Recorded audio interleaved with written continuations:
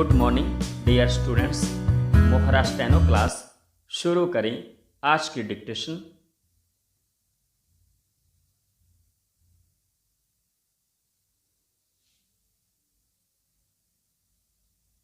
शुरू करें।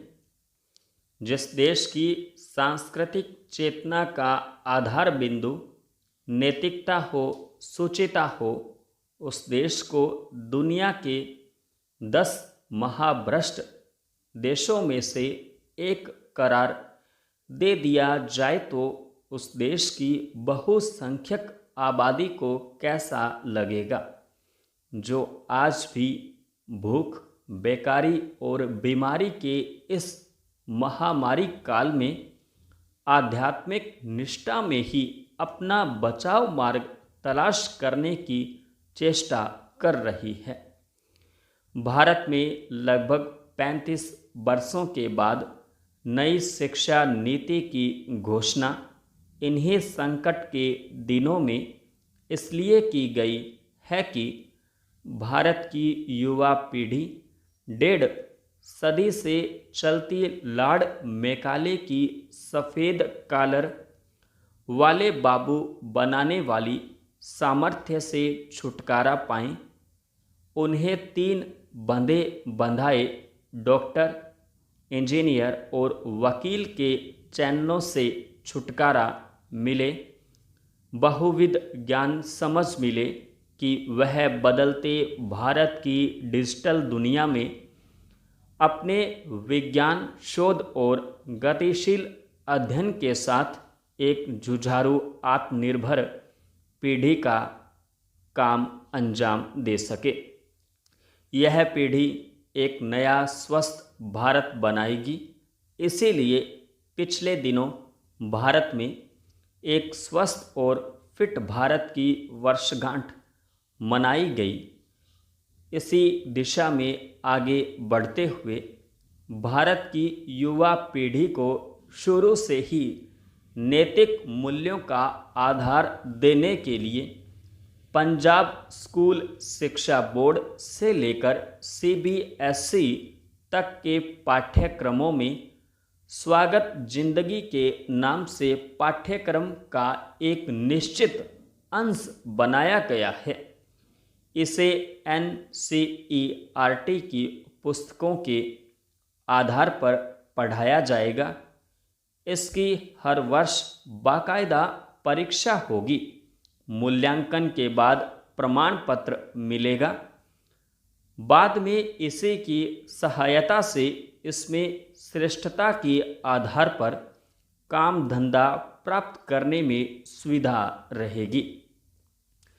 ये योजनाएं बहुत अच्छी हैं। देश में 35 वर्ष की काम योग्य आबादी लगभग 50% है। एक ऐसा नया पाठ्यक्रम जो उन्हें बहुविध योग्यता में पारंगत करे और अपने जीवन के काम धंधे की शुरुआत करते हुए उन्हें स्वागत जिंदगी के पाठ्यक्रम की सहायता से नैतिक मूल्यों के प्रति समर्पित करे। भला इससे बेहतर बात और क्या हो सकती है। देश के नौजवानों के लिए इस नई शिक्षा नीति और निर्णयों ने बेशक आदर्श भारत बनाने के नए क्षितिज बना दिए हैं। इन क्षितिजों को छूने के लिए बढ़ते हुए लोग एक नए ईमानदार समाज का निर्माण करेंगे, जिसमें आमदनी की कोई ललक नहीं। बहुविध शिक्षा से दीक्षित युवा वर्ग अपने भारत के लिए एक ऐसा उद्यमशील समाज का निर्माण करेगा जिसको नौकरशाही और लाल फीताशाही का कोई ग्रहण नहीं लगा होगा। लेकिन देश में बीते पिछले 6 मासों को देखते हैं तो पाते हैं उपचार और औषधि विहीन कोरोना महामारी ने देश के अर्थतंत्र के बखिए उधेड़ कर रख दिए हैं।